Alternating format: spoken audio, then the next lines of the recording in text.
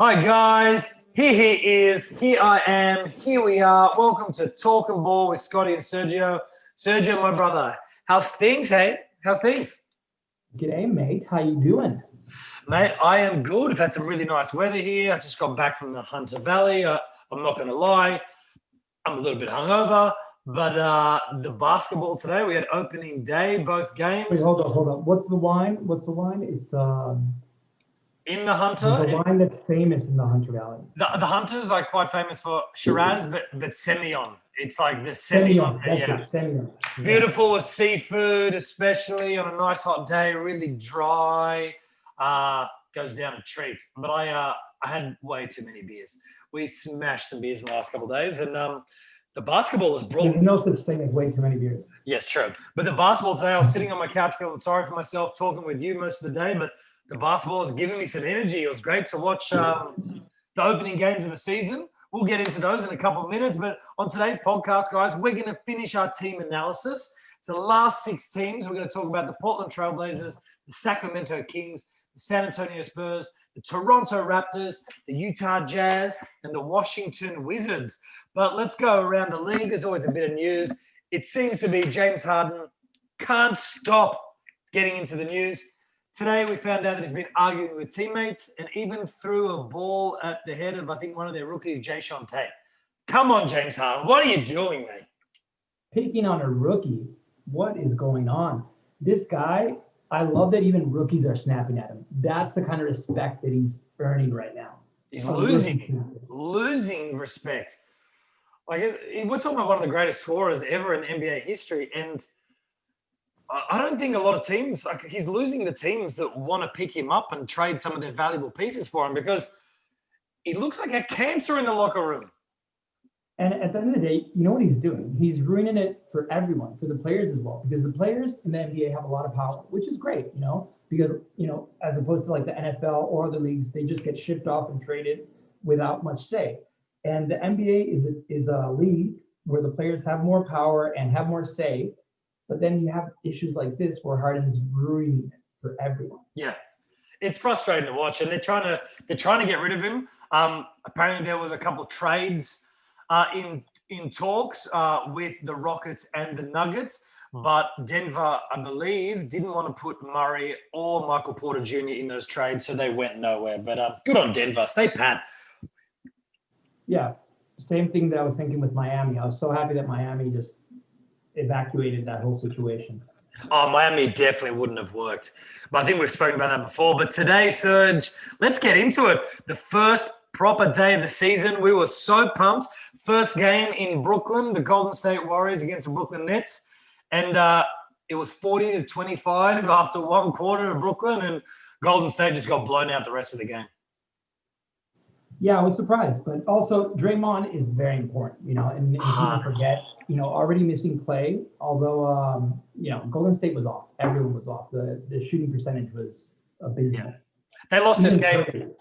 They lost the game 125-99. Curry had 20 and 10, probably not the most efficient. Wiseman got some good minutes and hit some big shots, mostly in garbage time. He finished 19 and 6. The thing was the Nets. I am worried if I'm a team in the East with the Nets this year. Kyrie Irving, shot 10 from 16 in 25 minutes to have 26, 4 and 4. And KD went 22, 5 and 3, and 3 steals as well in 25 minutes. And Karis LeVert, as soon as those guys came off, Karis LeVert was aggressive, trying to find guys, trying to find his own shot. He wasn't the most efficient, but he had a 29 and 5 in 25 minutes. So there is just danger everywhere in this team. How do you stop them? Yeah, Kyrie was looking great. I don't know what he did. Maybe he saged the Golden State Warriors before the game, but he looked on point. And it's great to see. I can't stress enough. It's great to see Durant, looking like Durant. Yeah, 100%. Like you're saying, Draymond Green is their quarterback on defense for the Golden State Warriors, and they definitely missed him. But the ball movement that Brooklyn did today, having Spencer Dinwiddie out there as well, another guard who can move the ball.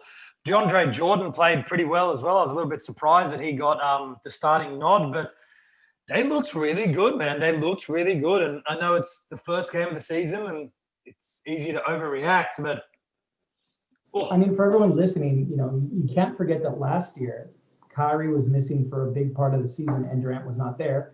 And even with that situation, they had a pretty decent season and they had a lot of like camaraderie within the team. And you can tell it translates. With Kyrie out and the season before when it was Dinwiddie's team, Karis LeVert's team, I'm pretty sure they made the playoffs. They had a pretty good team with just a bunch of really good role players. And now you insert one of the top 5 point guards in the league and arguably, when he's fit, the best player in the league, who Kevin Durant as well is he's a bit of a monster on defense these days too. So it's going to be great watching them this year and watching them develop. And great start of the season for Brooklyn. Yeah, great depth on that team.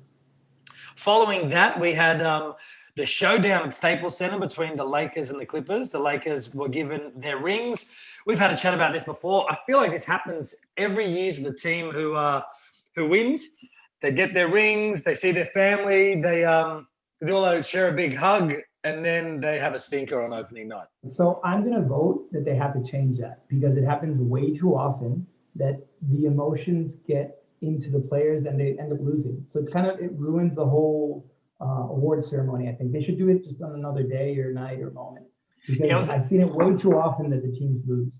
Yeah, it was very different this year. Obviously, with COVID, especially in the States, so bad still, they couldn't have really a parade. So these guys haven't had a chance to celebrate with fans. And they had their families giving them the rings, essentially. They went out to get it, but their families had a moment on the video and said it was a really cool moment, but they pretty much, that didn't carry on into the first quarter where they got smacked 39-19 in that first quarter.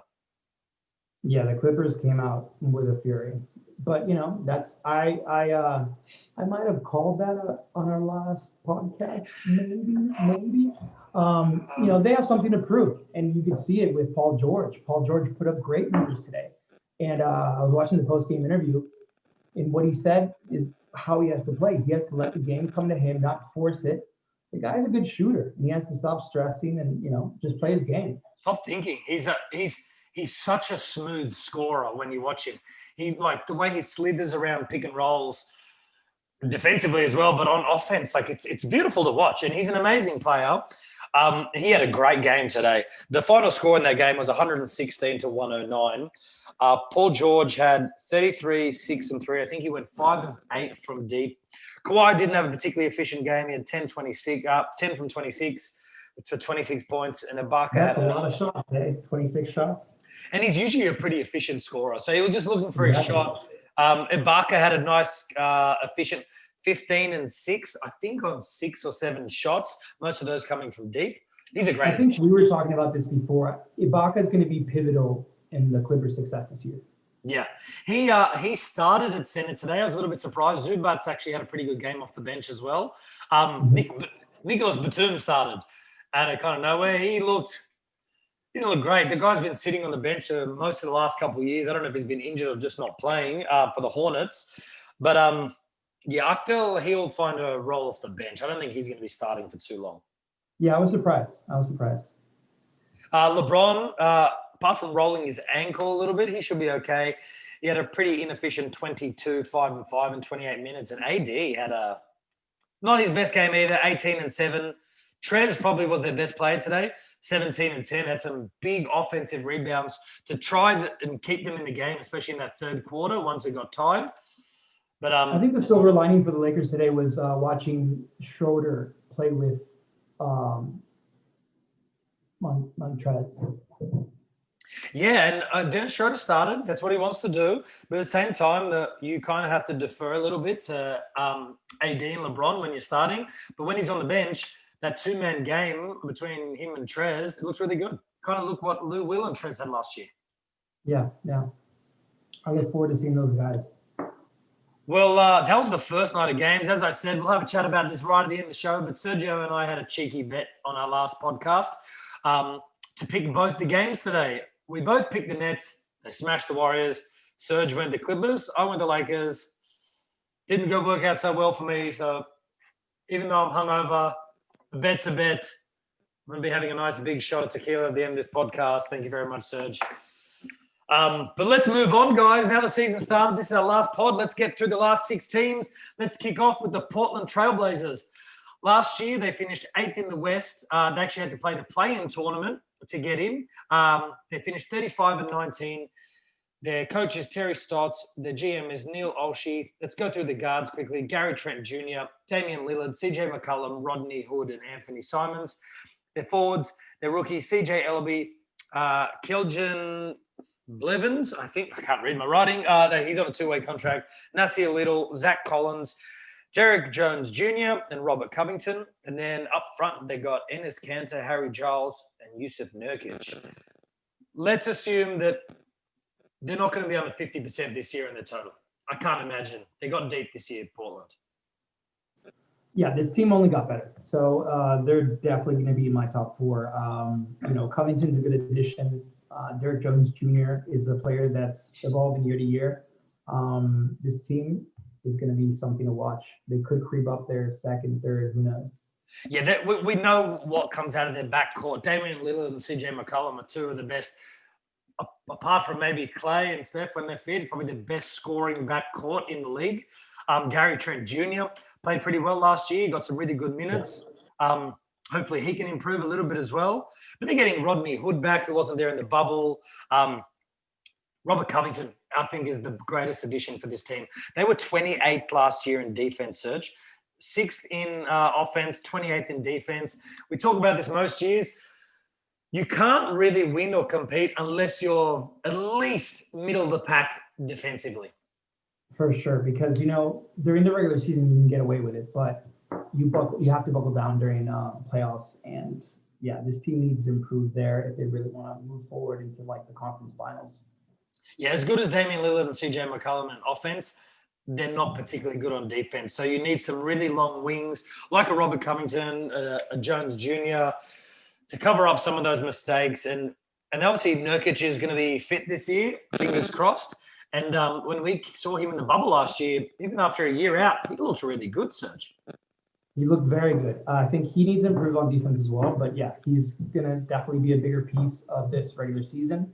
I'd like to see Lillard shoot the 3 consistently over 40%.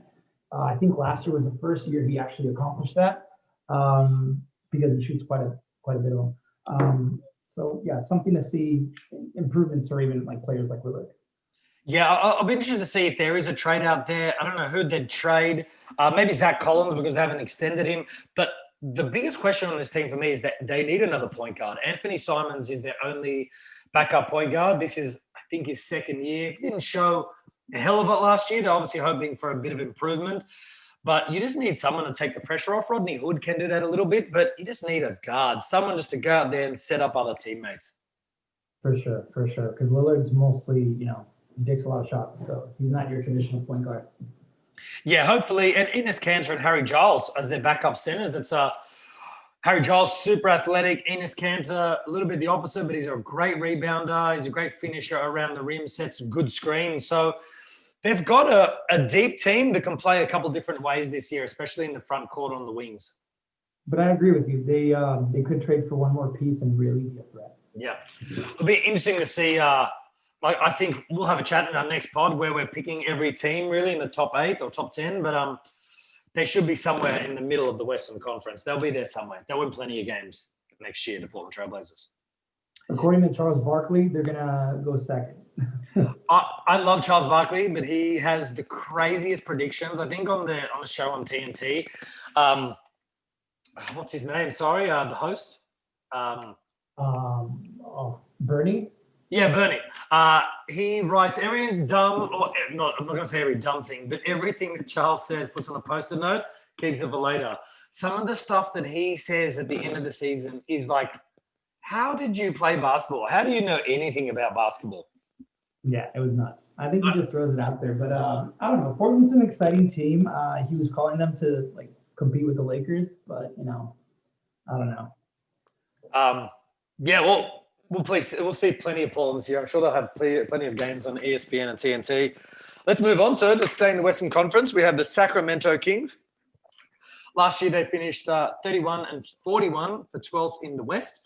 Their GM is Monty McNair. Their coach is Luke Walton. Their guards are Daquan Jeffries, Buddy Hield, De'Aaron Fox, Justin James, Tyrese Halliburton's their rookie, Corey Joseph, Jamias Ramsey, and Quinton Rose. Their forwards are Marvin Bagley III, Frank Kaminsky, Nemanja Bjelica, Robert Woodard, Glenn Robinson III, Harrison Barnes, Chimezie Mutu, Jabari Parker, and their centers are Rashawn Holmes and Hassan Whiteside. Yeah, this team's, they're going to be at the bottom of the list. They have a few, DeAndre Fox and Buddy Hield are great players, but I can't see this team going far. I'm not quite sure what they're aspiring. I think of Luke Walton all the time, going from the Lakers and having the Lakers winning a championship, and he comes to this team and having to coach this team is just such a change for him. Yeah, I kind of feel bad for Sacramento. They seem to be one of those teams, they can't really get notable free agents. So you have to rely on hitting home runs in the draft. But they're never that bad. So they're never getting a top 3 or 4 pick, except for Marvin Bagley III, who, to be honest, he hasn't been fit so far in his 2-year career. He's always going to remember he got drafted second a couple of years ago behind DeAndre Ayton. So Sacramento had a chance to pick Luka Doncic in that with Vlade Divac as the GM as well, which is crazy. So that's going to be like, when they picked Sam Bowie in front of Michael Jordan. Yeah. Oh, my goodness. Yeah, this team, I think they'll be a fun team to watch. Buddy Hield just lets it go from deep. De'Aaron Fox, he's a fox. He flies down the court. He's pretty good defensively. Tyrese Halliburton, who they drafted 13th, who a lot of guys had him at about number 6. He was a good pickup, but you got Hassan Whiteside up front. He's not going to offer you much apart from a lot of rebounds. Jabari Parker. I feel like Jabari Parker is one of those guys that he hasn't got too many chances left in this league. Yeah, he doesn't seem to play defense. And, this is a league where you have to play both sides of the ball. I'm not sure if he ever really recovered from those bad injuries that he had in Milwaukee, because people were saying that he was going to be the best player coming out of high school since LeBron James. I think he was on the cover of Slam magazine. Injuries, and he just never filled his potential. But you never know. If he could have a breakout season and finally start doing something, that's one of those moves that the Kings start to win a few more games if you have a few more pieces. But yeah, hopefully he's one of my Chicago boys. But hopefully he can pull the Kings out of the abyss. Yeah, we're talking about Buddy Hield. Buddy Hield got a big contract extension last year. He's a bit angry. Said he wanted to leave and then ended up signing. I think he's earning just under $25 million this year. He is a lights-out shooter. He's amazing, but he is terrible on defense, and he kills them. He absolutely kills them. So hopefully, got to get a little bit better. A couple of these guys just have to improve in certain parts of their game. But if this team is really struggling, I think Luke Walton might be in the hot seat this year. He hasn't done anything. That's the NBA that we have today. Buddy Hield, $25 million just because he can shoot threes. 100%. And he shoots 8-9 a game. At about 40% or 41%, which is obviously a great clip. But if you're getting scored on most times, you're just giving 2 or 3 points back every time. Yeah. The starting lineup I had for this team is De'Aaron Fox, Buddy Hield, Harrison Barnes, Nemanja Bjelica, and Rashawn Holmes. That's mostly because I think Bagley's still injured, but I don't think that starting lineup is going to beat too many teams in the West this year. It's going to be tough season for Sacramento. Yeah, and especially so many teams getting better. Maybe this is the year that they come second last in the West, behind most likely the Oklahoma City Thunder, and you get one of these top 5 picks and see if they can again change the fortunes of your. But with that said, I was going to mention, these are the moments when you have these teams where you can really shine as a coach, because you have a lot of young players and nothing is expected of you. So if you put forward a good effort, it can really reflect well on Luke Walton. Yeah, we call it punching in Australia, where you're punching above your weight. It's usually when you're with a girl that's way too good looking for you, but it also counts if you can. I'm just trying to think what other teams have we sit there and go, Oklahoma City last year. 100%. They're the perfect example. No one expected anything from them. But that I think Chris Paul was one of the big reasons as well, and Danilo Gallinari. So they don't have either of those players. But hopefully we'll just see some good highlights and a few wins to the Sacramento Kings. But let's move on, Serge. One of the most consistent teams for the last couple decades, the San Antonio Spurs. Last year, they finished 32-39 for 11th in the Western Conference. Nothing's changed much there. They got the GM is R.C. Buford and the coach is Greg Popovich. Before we get into the players, this team went from 1998 to 2019, 22 straight trips to the playoffs, and last year they missed out. So, sure, their goal is to get back. They need to get some rings for that. That's so impressive. Unbelievable. They won 5 rings in that time. Tim Duncan, Manu Ginobili, Tony Parker were the main reasons. A lot of other good role players in that time as well. But here's the team for the Spurs this year. At guards, they are Keldon Johnson, DeMar DeRozan, Trey Jones, Derek White, their rookie Devin Vassell, Patty Mills, DeJounte Murray, Cam Reynolds, and Lonnie Walker. Their forwards are Rudy Gay, Trey Lyles, Kader Butts Diop is on a two-way, Drew Eubanks, and Lucas Samancic. And their centers are Jakob Poeltl, LaMarcus Aldridge, and Tyler Zeller. Reading that team out, how many guards can you have on one team? It's insane. I don't know what's going on here. What trade can we see for them? It's got to be DeRozan. You got to think DeRozan's on his way out. I'm not sure who's going to take him. I think this might be the last year of his contract, so it is an expiring contract, $27 million, but they just extended Derek White. I think it was $72 or $73 million for 4 years, so he's staying. Patty Mills, he might get traded as well. He's on $13 million. DeJounte Murray's on $14.5 million. So they have 4 or 5 point guards and shooting guards who could be starting on different teams. So they really need to they've got to find some more guys as wings. Trey Lyles and Rudy Gay are their 2 best small forwards or power forwards, how you look at it. So they need some help there. Yeah, I think, Aldridge is also a piece that can be moved because he might be very useful for another team, that's like aspiring to more. Yeah. Aldridge still has a lot to give, I think. Like, I don't think he's washed at all. Like, his 3-point game, he doesn't shoot a lot, but he's pretty consistent at 35%, something like that. He's good in the paint. He's a good defender. Good post-up game, yeah. Yeah, 100%. They just, I don't know, they're kind of stuck in purgatory, the Spurs. They're not bad enough to be, like, down the bottom.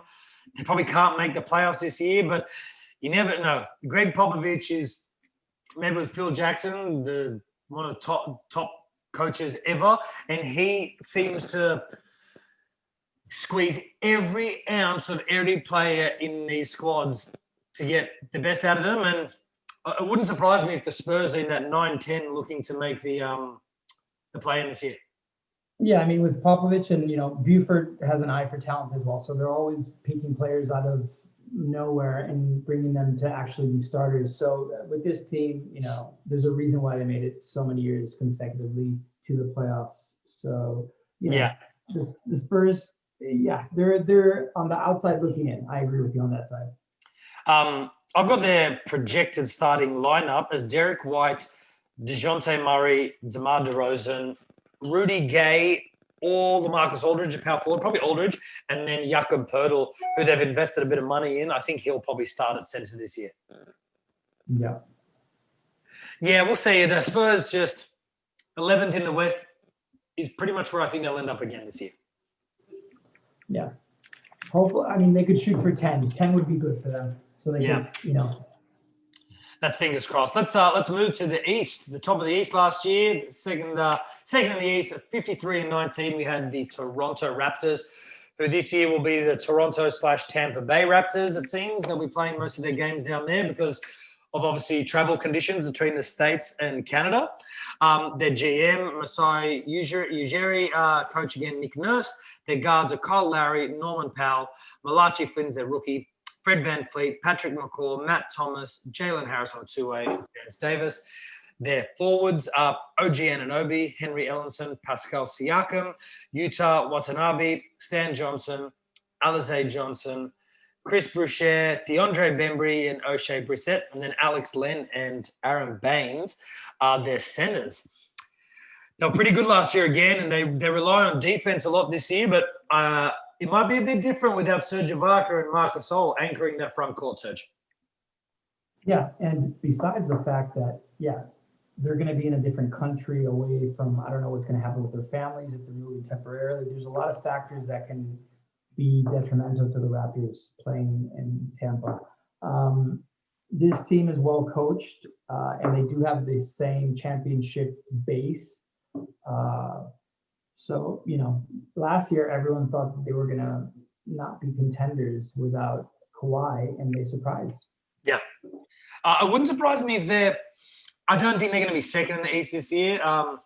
Again, we'll have a chat about this when we do our prediction pod. I think Brooklyn and Milwaukee, they'll win more games than them, but 3 or 4 is not out of the question again, because Kyle Lowry, unless he regresses this year, he's, I think, 32 or something. He's on $30 million last year of his contract.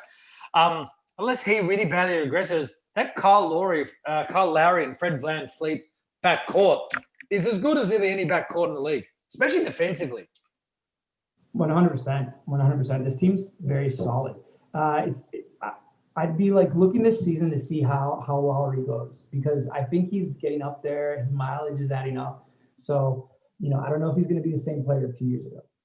No, 100%. And there's talks that he might be traded. Is the last year of his contract to a contender that's looking for a point guard. Can you imagine him in LA at the Clippers running the show for that team?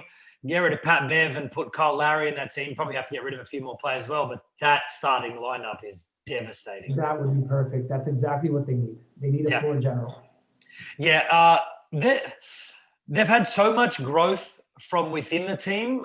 Obviously, Kawhi came, and they had Gasol there for a couple of years, and they won, and they looked great. But obviously, we had Pascal Siakam, who grew into an all-star last year. Struggled a little bit in the playoffs. Offensively, he just spins too many times and ends up taking bad shots. But the guy that I'm looking forward to watching this year is OG Anunoby. He balled out last year. Yeah, just signed that big contract too. He's an exciting player. I think the Raptors are very high on him. Yeah, he's definitely starting with me. My starting lineup for this team, to be honest, it's a pretty good starting lineup for the Raptors. I've got Kyle Lowry and Fred VanVleet in the backcourt, OG Anunoby and Siakam in the forward positions, and then Aaron Baines is your center. He's not as good defensively, obviously, as Marc Gasol was or Serge Ibaka, but Marc Gasol didn't move great the last couple of years as well. Like, if you watched him, his movement wasn't great. Gasol's not the defensive player of the year that he was with the Grizzlies anymore. He's kind of towards the twilight of his career. But I think Aaron Baines is probably a better three-point shooter at this point of his career as well. So floor's going to be open. Baines may not be the best defender, but every other guy on the floor, Lowry, VanVleet, Anunoby, and Siakam, they're all fantastic defenders. Yes, and they can all pretty much shoot the ball. Siakam, I kind of give him a free pass for the playoffs last year. I think, it was the first year for him being the man. So I look forward to him growing even more and being more assertive and aggressive this year. Yeah. No, they'll be a fun team to watch again this year. They'll, like you're saying, obviously they're in their own bubble essentially down in Tampa Bay. A lot of people saying, it might be hard. They've got a couple of vets like Kyle Lowry. I think he will make the most of this time down in this area, and they will train. They'll become more of a team. I don't think it'll diminish them. I think the longer the season goes, if you're not playing at home, obviously you're going to miss your family, your kids, having a bit of time with your wife at night. But I'll tell you what, December, January, and February in Toronto, you're not going to miss that weather. No. Even and Tampa Bay is a lot sunnier and nice. Oh, yeah. I spent a bit of time in Florida. It's bloody hot in Florida. But at the same time, what are the strip clubs like down in Florida? Are they good? I don't know what they say. I've heard. We should ask Harden. Yeah, he'd know. Lou will know how it works. Beautiful. Well, that's the Raptors. I think we both think they're going to be pretty good again this year. They'll be up mid, top of the table in the East. Let's head back. 2 more teams, guys. The Utah Jazz. They came 6th in the West last year, 44-28. Their GM is Dennis Lindsay. Their coach is Quinn Snyder. Their guards are Bojan Bogdanovic, Nigel Williams, Ghosts, Mike Conley, Donovan Mitchell, Jake Toulson, two-way contract Trent Forrest, Jordan Clarkson, Shaquille Harrison, Mayi Oni. I'm sure I haven't said that right. Their forwards are Elijah Hughes, Jarrell Brantley, Royce O'Neal, Joe Ingles, Georges Niang, and Derek Favors. Play a bit of center too. And their centers are Rudy Gobert, Romaro Gill, and Udoko Azubuike. Even though they lost in the first round of the playoffs in the bubble last year, they took Denver to 7 games. Donovan Mitchell went crazy. I think had a couple of 50-point games. This team they're on the upsurge. For sure. I mean, that was anyone's series. It was a great series, by the way. I think they're also locked in, so they know what their game plan is now, extending Gobert and having Donovan Mitchell signed up. So, their game plan is easy. They got to work around those two pieces and make this team solid defensively and continue their offense. I'd like to see a little bit more on offense from Gobert. Yeah, he's the highest. I think he became the highest earning center of all time with this contract. And you're pretty much paying him most of that for being a very good rebounder, catching a few lobs, and defense. But this team, we know we're going to get a Donovan Mitchell. He's an all-star these days. In the next couple of years, I'll be surprised if he's not pushing that MVP conversation because he's becoming a better playmaker defensively. He's so athletic. You forget how athletic he is. Did he win a dunk contest a couple of years ago? Yeah, and he's only like 6'3", isn't he? Yeah. But this team last year, to come 6th in the West, and to be honest, they got very little from Mike Conley, who they traded for. Mike Conley needs a big year this year. He's on $35 million. If he can steady the ship, let Donovan play that two guard who can create a bit of his own offense and for other people, and he can average close to, let's say, 20 points and 5 assists, this team is very, very good because Bojan Bogdanovic missed the playoffs last year as well.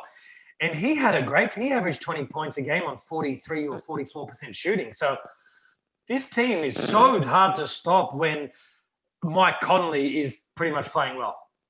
I think he's the key piece. I mean, Conley has to live up to his contract. He's a max player, Yeah. He got a max contract a couple of years ago. So he needs to be providing that support to Donovan Mitchell, being like a better point guard, but also score. Not much is going to change them. Joe Ingles will come off the bench as the playmaker. And Jordan Clarkson, I think he'll be up there in the 6th man of the year chat this year. I think he's going to come off that bench and just fire away. And he's a good little scorer, Jordan Clarkson. He's a bit underrated. Yeah, solid improvement. This Utah Jazz team is going to be excited to watch. They have like a lot of young guns, and they could fit anywhere in there, like 5th, 4th as well, maybe. Yeah, that like 3rd to 6th or 7th in the West is going to be. It's going to be so close with the amount of wins, and I think the Utah Jazz are going to be right smack there in the middle somewhere. It's one of the things, you've had the same coach, you've had a lot of the same players for a few years. There's a lot of internal growth, and Donovan Mitchell's young. He's like 23 or something, isn't he? Yes, and I think this team's up for sale, right? They got bought. 3 guys. One of them is actually Australian. He's a tech billionaire. I think he was the youngest ever billionaire in Australia. And yeah, some 3 young guys. So I feel like sometimes you want these young people coming in with a lot of money because they're going to hype things differently. They do things. There's a lot of hype surrounding the team now as well. It's like when Mark Cuban took over Dallas in 2001, I think it was, or 2000. Yeah. And he just completely changed the way that owners approach the game. Mark Cuban's had more fines than I think any other owner, like double the amount of fines. He doesn't give a shit. Call it as it is. But yelling at a ref. Yeah. Well, is that your first Aussie owner? Yeah, I believe so. So congrats to that. You might need to do an extra shot at the end of the podcast. Or maybe, Serge, this podcast will blow up one day and we'll own our own team. There you go. We'll call them the Wes Chilean, Portuguese, Australian owners. Yes, we'll call them the Wes Waldos. He's been found. We call him Wally. You guys call him Waldo. If you're watching, I found him. Yeah, what's up with that? He's grown his hair out too. Beautiful. But my hope is, as we move on to the next team, that Utah is going to be somewhere in the middle of that West, and maybe we'll see another Denver-Utah series to start off the playoffs last year. Bit of revenge from Utah. That'd be fun. This is the last team, guys. We've got through them all. It's a fun one to talk about as well. We've got the Washington Wizards. They finished 10th in the East last year. They were invited to the bubble because they technically had a chance of still making the ninth, but no one came. Bradley Beal didn't come. No one came. They finished 25-47 for the year. The GM is Tommy Shepard. Their coach is Scott Brooks. Their guards, Raul Neto, Bradley Beal, Cassius Winston's on a two-way contract, Russell Westbrook, Ish Smith, Caleb Holmesley, Jerome Robinson, Marlon Taylor, Troy Brown Jr., Garrison Matthews on a two-way contract, and Isaac Bonga. And then their forwards are Rui Hachimura, Yoel Childs, Moritz Wagner, Davis Bertans, Anthony Gill, and their rookie, I think the number 8 pick or 7 pick, Denny Avadia, coming out of Israel. And their centers are Thomas Bryant and Robin Lopez. Reading this team is really weird for me. Like there's some really good players on this team, some good young guys, but they've got some really good guards, especially off the bench. Like Raul Neto, Ish Smith, backing up Russell Westbrook and Bradley Beal. I think they make the playoffs this year. I think so as well. I mean, it all has to go. It's going to go as how much Westbrook gets along with Bradley Beal and how they play off of each other. It could work. I think this team has a lot of talent. I look for Hachimura to, have a big season. Yeah, he has a lot of potential. Yeah, and to me, this narrative that Russell Westbrook is a bad teammate, I think just completely gets blown out of proportion. I watched, probably not too many people watch this, but I watched the Wizards versus someone in preseason on League Pass the other day, and Westbrook didn't play. He was there on the bench. He did not stop talking to the young guys on that team the whole time. Every time one of them fouled someone, made a mistake, turnovers, he'd be on the bench talking to the other guys about what he did wrong, where they can improve. And you could see the other guys, they were taking everything in. Russell Westbrook's been in the league for 10 plus years now. He's a God knows how many times all-star. He's won an MVP.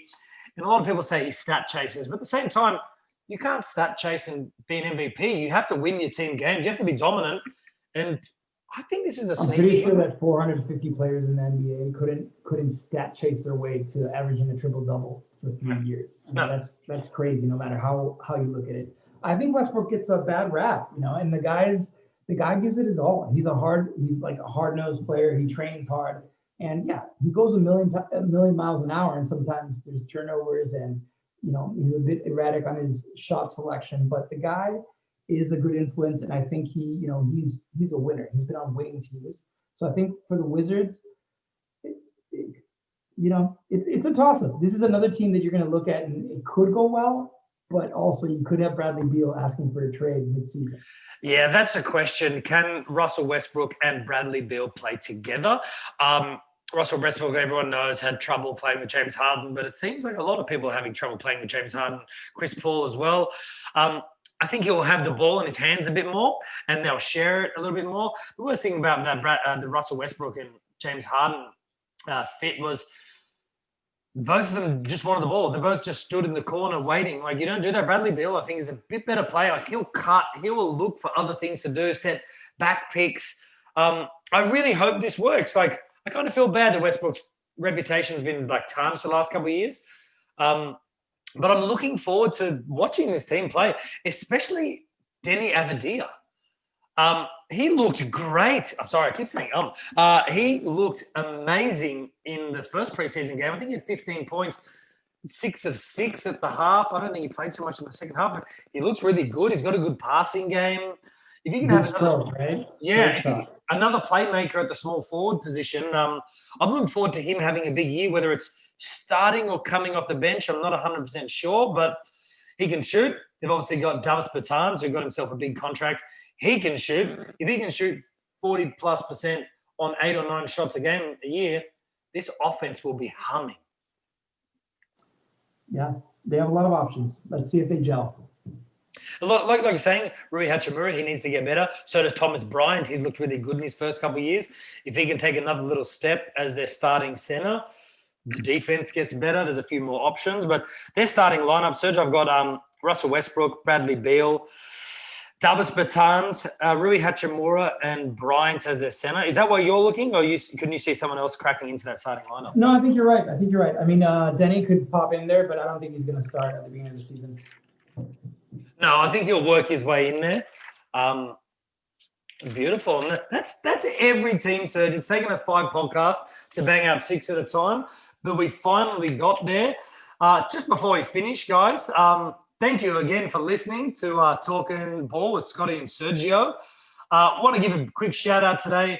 Today, Lionel Messi broke Pele's record, 40-plus year record, for scoring his 644th goal for the same club, for Barcelona. So shout out to Messi. What an amazing player he's been. I usually talk a little bit of shit about him, even though it's pretty hard to. Being Portuguese. Yeah, shout out to Argentina. Yeah. And respect for Messi. Maybe he can play that well for Argentina and maybe beat Chile. That's the goal. To win a World Cup, I think, is Messi's only goal that's left there. But before we go, Sergio, good pick on the Clippers. They killed me. Cheers, guys. Thanks for watching the show. Sergio. Salud. Cheers, brother. Peace. Oh, it's a big shot. Bye, guys. Remember, like, subscribe on YouTube. Find our Facebook page as well. We'll get Instagram going soon and Twitter. Thanks, guys. Sergio. Peace, brother. See you, mate.